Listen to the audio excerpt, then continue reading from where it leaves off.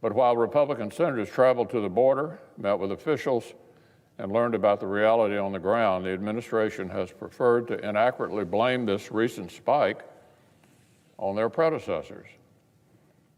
Finally, last week, the White House rolled out a new budget proposal.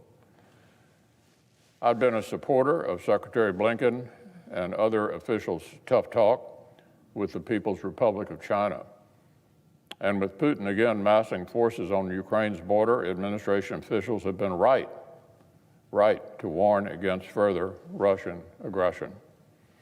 This budget outline was going to be one of the first real tests to see if the administration was prepared to walk the walk and put sufficient funding toward our military and strategic competition with China and Russia, both of which have invested heavily in military capabilities that threaten our forces.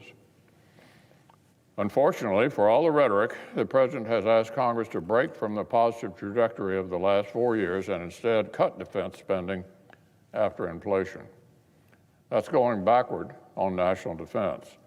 This would undermine recent bipartisan progress, put the modernization of American forces in jeopardy, and help China toward their goal of overtaking the United States as the world's preeminent superpower. This budget proposal sent a clear signal to the rest of the world. And unfortunately, it suggests to our allies from Eastern Europe to the South China Sea that American resolve is far from guaranteed. On all these issues, there's broad and deep bipartisan interest in working together. Infrastructure legislation that actually focuses on infrastructure. Voting legislation that actually makes it easier to vote and harder to cheat. And funding legislation that provides the Pentagon with what it needs to keep up with China, Russia, and other adversaries. Legislation on all these topics have a track record of earning overwhelming bipartisan support. All these issues are ripe for regular order, bipartisan work if the President and our Democratic colleagues are interested in going about them in the right way.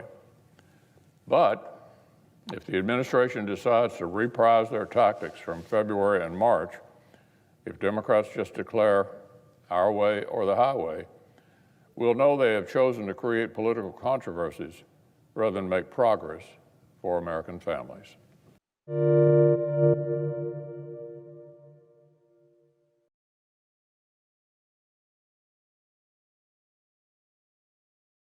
The biggest stories the moment they happen from around the globe. Subscribe to Bloomberg Quick Take now for insight in an instant.